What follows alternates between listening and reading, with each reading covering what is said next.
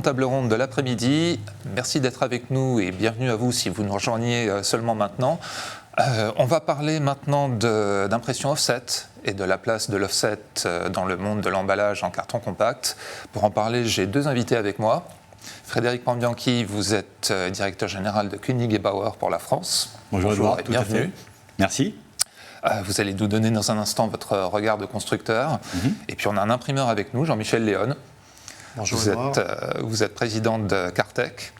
Donc vous êtes transformateur de carton compact, vous êtes à Balance et vous vous spécialisez dans les boîtes pliantes. Tout à fait. Frédéric Pambianchi, je vais commencer avec vous. Des imprimeurs d'emballage, vous en voyez à longueur de temps dans votre activité. C'est quoi leur principale préoccupation aujourd'hui ? Leurs enjeux, c'est quoi ? Il y a eu beaucoup d'évolutions dans leurs enjeux et dans leur stratégie et dans leurs besoins. Aujourd'hui, la problématique du constructeur pour répondre à leurs besoins, c'est de trouver un équilibre entre j'augmente la productivité et en même temps, je vais baisser l'impact énergétique, l'empreinte carbone. Donc il faut qu'on trouve des développements, des innovations qui vont aller dans ce sens. Donc il y a une grande demande pour, aller dans les deux directions qui semblent a priori opposées, mais charge à nous constructeurs de trouver des innovations pour répondre à ces demandes. Vous me disiez aussi, leur problème numéro 1 à l'heure actuelle, c'est de recruter.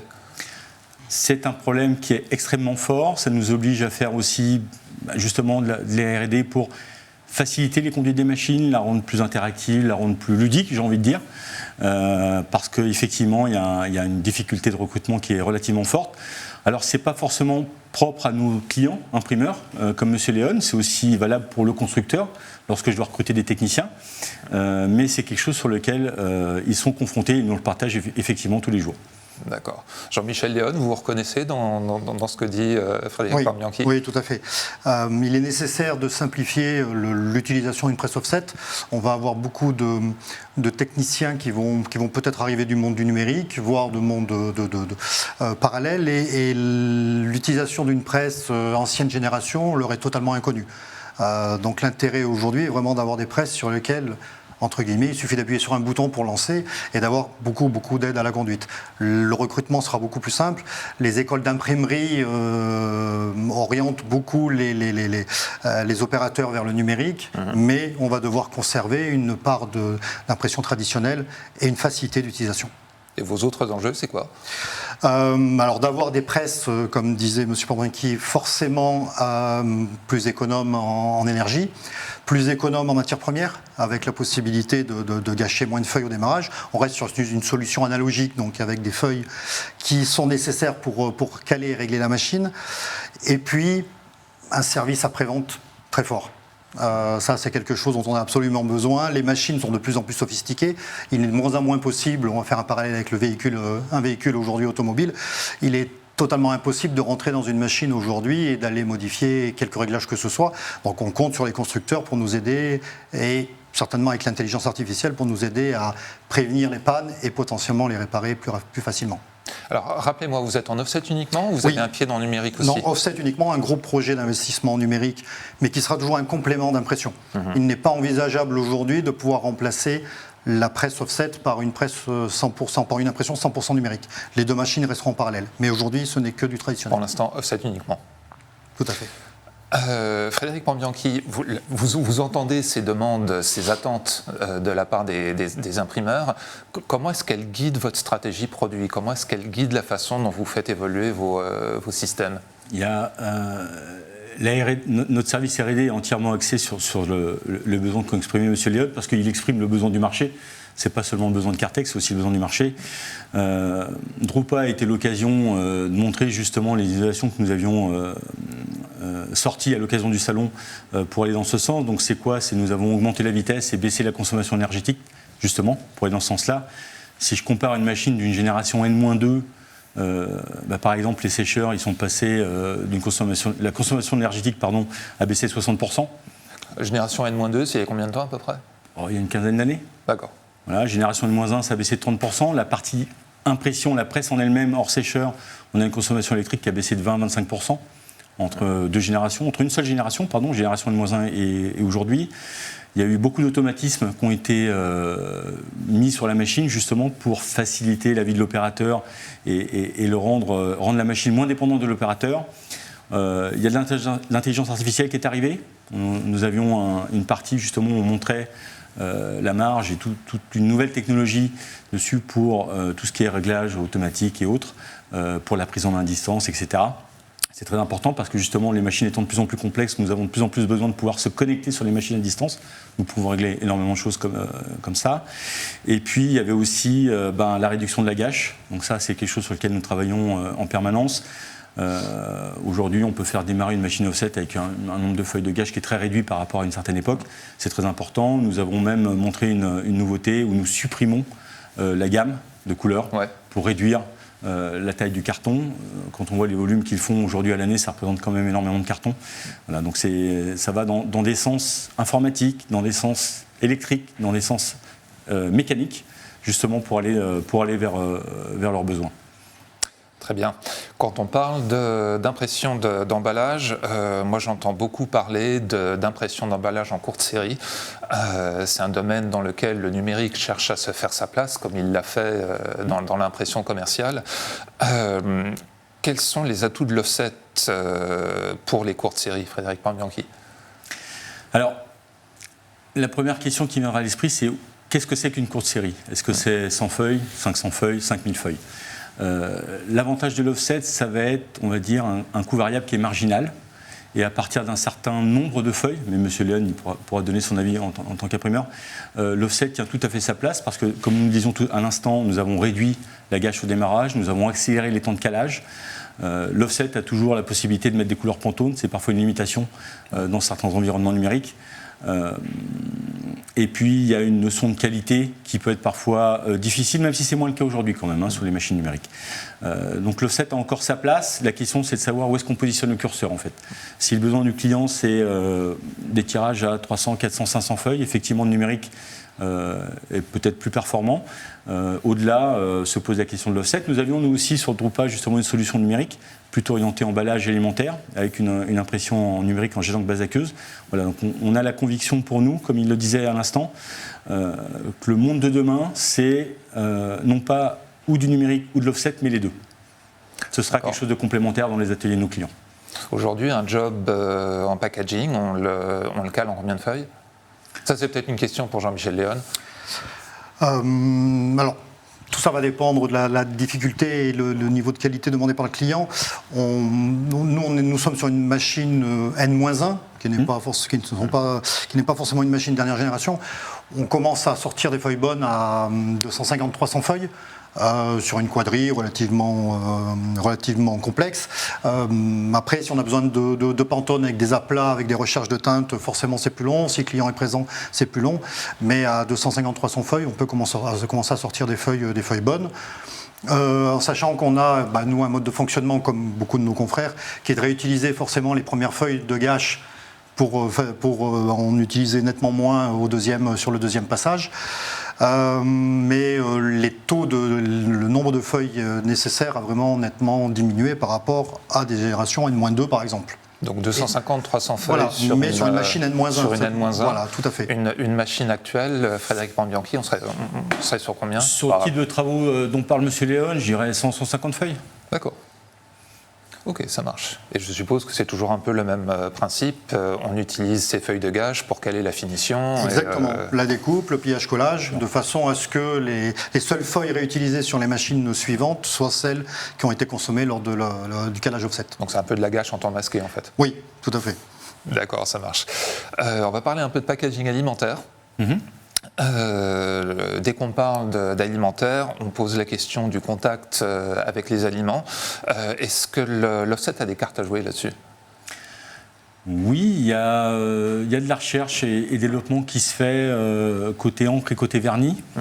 Aujourd'hui, il existe certains de nos clients qui travaillent eux-mêmes sur des solutions qui leur sont propres à base de vernis, justement, pour pouvoir remplacer les pelliculages. Il y a un constructeur allemand d'encre qui a sorti une encre offset, c'était il y a un an et demi à peu près, et c'est la première encre offset qui est en contact direct alimentaire avec du pigment organique. Et ça, c'était... Donc là, on parle de contact direct, pas d'indirect. On parle de contact direct. Donc ça fait un an et demi que maintenant, il y a une solution pour l'offset. Et c'est déjà très bien. C'est un premier pas. Peut-être que d'autres suivront.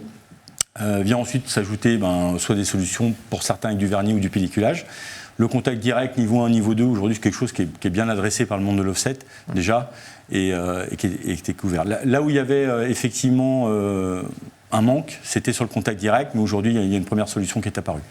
Sur l'alimentaire, est-ce que vous diriez que l'offset est meilleur que le numérique? Alors, est-ce qu'on parle technique, encre, Edouard, c'est ça? Moi, je dirais qu'il n'y a pas... Capacité des encres et capacité des imprimés à être utilisés dans un contexte emballage alimentaire. Je ne pense pas qu'il y ait un écart qui soit significatif, j'en suis pas certain. Si vous avez un jet d'encre à base aqueuse, si le pigment est relativement orienté alimentaire, l'offset maintenant en tout cas a une solution, ça c'est très important. Et si l'offset est arrivé, je ne vois pas pourquoi le jet d'encre n'y arriverait pas. Ok, ça marche. Alors, on sait que depuis 2 ans, les imprimeurs d'emballage, au même titre que les imprimeurs commerciaux, sont confrontés à une problématique de prix de l'énergie, de prix des matières premières. Est-ce que, dans ce contexte-là, l'offset a une carte à jouer? Oui. C'était avant la consommation énergétique d'une presse, offset, il y a encore quelques années en arrière, ce n'était pas une question. Lorsque nous discutions machine avec nos clients, projet de renouvellement, etc., c'était quelque chose qui n'était jamais abordé. Et lorsque nous l'abordions avec eux, c'était lorsqu'il fallait préparer le site pour l'installation, quelle était la puissance nécessaire. Maintenant, c'est une question. Donc, nous, Koenig & Bauer, mais les autres constructeurs aussi, bien évidemment, nous avons beaucoup travaillé. Nous avions déjà engagé, il y avait une culture de l'économie d'énergie chez nous, notamment sur l'aspect séchage, notamment pour l'environnement emballage et tout ce qui est à base acrylique. Vraiment, aujourd'hui, ancienne presse, nouvelle presse, l'effort il est conséquent et je pense qu'on a baissé en moyenne la consommation énergétique totale entre la presse et le séchage de 40-50%. Donc c'est très très important. Alors 40-50% entre la génération actuelle et la génération N-1, N-2 ? Tout à fait. N-1 ? Entre N-1 et N-2. D'accord. C'est pas, alors ça va dépendre des applications que vont faire les clients. C'est pas un chiffre qui est à prendre au premier degré, mais ça va dépendre de leurs activités. Mais donc là-dessus, l'offset a suivi, de la même manière qu'il a suivi la réduction de la gâche au démarrage, l'accélération des temps de calage. Voilà, il y a encore de la recherche qui se fait pour cette partie-là, pour l'optimisation. Il y a aussi maintenant un environnement logiciel autour de la machine, justement pour le contrôle de la consommation énergétique. Avant, ça n'existait pas. Ça existe depuis combien de temps ?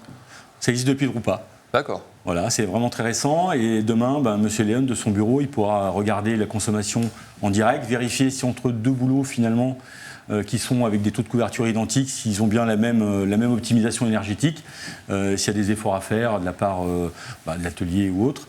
Et il pourra aller très très finement dans la maîtrise de sa consommation énergétique. C'est devenu un enjeu très important. Le pilotage comme ça de la consommation d'énergie, des dépenses d'énergie, des dépenses en matières premières, c'est quelque chose qui est dans la culture des imprimeurs. J'étais il y a quelques mois chez Exaprint. Alors, eux, ils ont des tableaux de bord qui regardent tous les jours. Alors, la personne qui dirige l'usine vient de l'industrie auto, donc il est programmé pour ça. Mais est-ce que c'est quelque chose qui est déjà dans la culture des imprimeurs ? Alors, qui le devient, qui ne l'était pas jusqu'à présent, c'est clair. Ce que disait M. Pandouinqui tout à l'heure, c'est justement le fait que dans le critère d'achat d'une presse numérique, d'une presse offset, pardon, le critère consommation énergétique n'était pas du tout pris en compte. Effectivement, on se posait la question quand on installait la machine, qu'est-ce qu'il fallait amener comme puissance électrique. Aujourd'hui, c'est un vrai sujet. Tout simplement parce que le coût de l'énergie a explosé. Ça ne veut pas dire s'arrangeant de toute façon. Donc, lors d'un nouvel investissement qui représente déjà des sommes relativement importantes, il faut arriver à avoir un gap quelque part sur la consommation énergétique, la consommation potentielle de papier. On est sur des coûts d'augmentation importants, matières premières et énergie, et les constructeurs ont bien compris le problème et ont pris le sujet à bras-le-corps. Ça fait partie du retour sur investissement maintenant, du calcul du retour sur investissement. Alors qu'avant, c'était une case qui n'existait pas dans le tableur. Ouais. Ok, donc réduction de la consommation des machines et notamment des sécheurs, ça c'est pour la consommation d'énergie. Réduction de la gâche, réduction des temps de calage, ça c'est pour la consommation de matières premières. Donc tout ça, ça rentre maintenant dans une décision d'investissement. Oui, tout à fait. Tout à fait. Ouais. C'est un sujet qui est longuement discuté. Et une machine aujourd'hui, c'est quelque chose qui est configuré sur mesure. Et on va travailler longuement avec nos clients dans la construction de la configuration pour être certain que nous avons tout optimisé. Et est-ce qu'il y a telle ou telle option, un retour sur investissement, l'énergie en fait partie, le contrôle de l'énergie, etc. Très bien. Alors on sait que les imprimeurs sont aussi engagés dans une démarche éco-responsable de plus en plus, poussés par leurs clients d'une part, mais aussi ils ont leur propre démarche et ils la mettent beaucoup en avant. Ça on le voit de plus en plus. Est-ce que l'offset est un argument en termes d'impression éco-responsable? Jean-Michel Léon, qu'est-ce que vous en dites? Alors, moi, j'aurais tendance à dire que l'intérêt de l'offset, c'est que nous travaillons à partir de produits consommables parfaitement connus, maîtrisés. Les encres offset aujourd'hui, dans le cas de Cartec et d'un grand nombre de nos confrères, les encres sont des encres à base d'huile végétale, avec des caractéristiques de faible migration, faible odeur. Les vernis acryliques également sont totalement compatibles et en contact élémentaire indirect, voire direct, pour des vernis barrières. Ces matériaux-là sont parfaitement connus, des tests et des études sont faites depuis très longtemps. Et aujourd'hui, pour proposer à un client un produit qui va être le moins impactant possible sur le côté environnemental, il est très facile de dire, entre les cartons certifiés PEFC ou FSC et les encres à base d'huile végétale et les vernis acryliques, on a une solution la plus neutre possible. Je sais que les fabricants de machines numériques ont essayé de faire des progrès et ont fait de gros progrès dans cette ligne-là, mais les retours pour l'instant sont beaucoup moins nombreux que ce qu'on peut avoir en offset. D'accord. Alors, quand on parle de démarche éco-responsable, il y a aussi ce sujet connexe de l'effort de remplacement du plastique par du carton ou du papier dans l'emballage de produits de consommation. Est-ce que là aussi, c'est un domaine dans lequel l'offset a des cartes à jouer, des arguments à mettre en avant? Frédéric Pornianchi. Alors, nous, de notre côté, en tant que constructeur, on voit que nos clients, plutôt orientés emballage, il y a effectivement une forte migration du plastique vers le carton. Il y a encore des environnements où le carton ne répond pas à des problématiques techniques ou commerciales, mais en tout cas, ils poussent tous pour basculer vers le carton, et je pense que ça vient aussi de leurs clients. Certains essayent d'ailleurs d'innover, mais ça, je laisserai M. Léon en parler. D'une façon très performante, et l'offset là-dedans, il a une place à jouer entière, parce que le carton, c'est un produit qui est parfaitement maîtrisé par le monde offset, qui s'imprime très bien, qui sait faire des qualités de très très hautes très facilement, et je pense que dans ce cadre-là, l'offset a une place pour le futur qui lui est vraiment assurée. Jean-Michel Léon, vous avez développé un blister carton qui se présente comme une alternative au blister plastique. Vous voulez nous en dire quelques mots très rapidement? Alors en fait, nous avons proposé une solution de cartes plus coques carton qui viennent en lieu et place des cartes et coques plastiques chez les clients finaux, les conditionneurs, pour remplacer en fait l'ensemble des produits qui sont aujourd'hui présentés sous blister plastique. Donc tout est imprimé en offset avec des vernis déposés en ligne, d'où l'intérêt de l'offset, des vernis thermocellants, des vernis thermorésistants. Alors pas d'étanchéité ni à l'air, ni à l'humidité, ni à la graisse, donc c'est réservé à un certain nombre de produits, mais pour la majorité des produits industriels, entre guillemets, on a une solution pour supprimer le blister plastique, qui est censé être de moins en moins utilisé à partir du 1er janvier 2025. Ouais. Et les clients réagissent comment? Ils trouvent ça bien, ils le veulent, ils trouvent ça trop cher? On a des clients qui sont très demandeurs et qui ont imposé, des services marketing de grands groupes français ont imposé à leurs services achats de supprimer le plastique dans les blisters. Donc on est plutôt très en avance et on travaille avec eux. On a des clients plutôt suiveurs, mais qui commencent à regarder un petit peu. Alors sachant qu'il faut de nombreux mois pour compter 4 à 8 mois pour arriver à changer l'ensemble du process de production, puisque beaucoup d'inertie. Et puis, il y a les clients qui attendent la dernière minute pour basculer. Mais il y a une vraie démarche aujourd'hui. Le pli est prêt et les clients finaux, en GSB par exemple, sont très attirés par les solutions tout carton. Très bien. Eh bien, messieurs, merci beaucoup d'avoir participé à cet échange. À vous tous, merci de nous avoir suivis. On démarre dans 5 minutes notre 3e et dernière table ronde de l'après-midi. On va parler d'impression numérique et de la place du numérique dans l'emballage. On démarre dans 5 minutes. Restez avec nous.